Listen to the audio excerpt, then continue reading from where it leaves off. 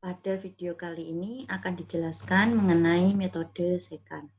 Nah, pada metode sebelumnya, yaitu metode Newton-Raphson, memerlukan perhitungan turunan fungsi ya, atau f aksen x. Masalahnya, tidak semua fungsi itu mudah dicari turunannya, terutama fungsi yang bentuknya rumit. Nah, untuk turunan fungsi dapat dihilangkan dengan cara menggantinya dengan bentuk lain yang ekuivalen. Nah, oleh sebab itu, modifikasi dari metode Newton-Raphson, kalau turunannya susah dicari, bisa menggunakan metode secant. Untuk selanjutnya, prinsipnya seperti ini, untuk secara grafisnya. Saya rasa ini sudah dipelajari di matematika teknik, matematika elektro, kalkulus, itu juga biasanya sudah ada, terutama pada bab turunan. Ada alternatif turunan juga biasanya pendekatannya, gitu ya. Silakan dibuka lagi buku-buku atau materi pada mata kuliah tersebut.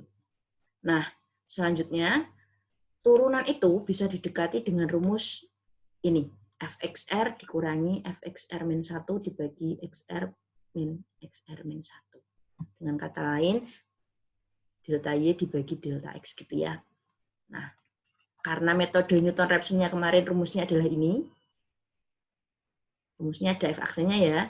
Nah, kalau f aksennya ini kita ganti dengan nilai dari ini, akan diperoleh hasil sebagai berikut. Nah, inilah yang dinamakan metode Newton-Raphson untuk mencari x-nya. Gitu. Ini untuk algoritmanya.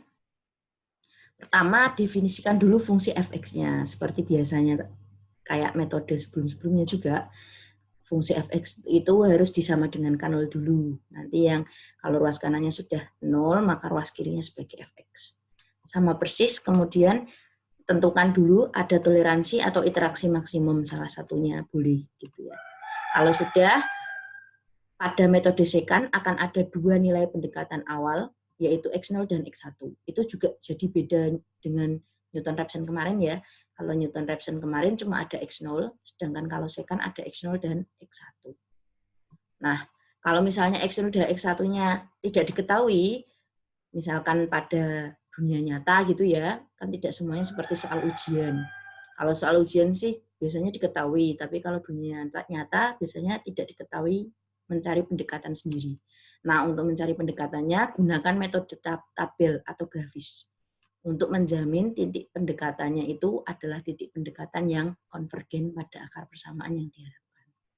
Ini nanti bisa dibaca pada file ini juga, PDF ini juga, di awal-awal itu ada. Nanti dibaca saja dan dipelajari gitu ya. Nah, kalau sudah ketemu X0 dan X1-nya, kemudian hitung fx0 dan hitung juga fx1 sebagai y0 dan y1.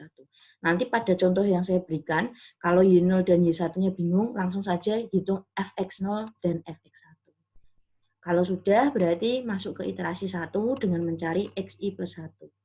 Kalau xi plus 1-nya sudah ketemu dengan rumus ini ya, kemudian cari fxi-nya. Kalau sudah ketemu juga, kemudian cari e-nya, ei-nya, dengan mutlak dari fxi plus 1. Nah, dari situ nanti kita bandingkan dengan nilai error sama seperti metode sebelumnya. Kalau nilai ei-nya lebih besar, maka iterasinya lanjut, tetapi kalau sudah lebih kecil, iterasinya stop dan didapat nilai x-nya sama dengan xi plus 1. Gitu. Itu untuk algoritmanya. Kalau secara teori bingung, silakan dilihat pada video berikutnya mengenai contoh soal. Nah, contoh soal ini. Penjelasan contoh soal ini ada pada video selanjutnya. Selamat belajar dan selamat mengerjakan.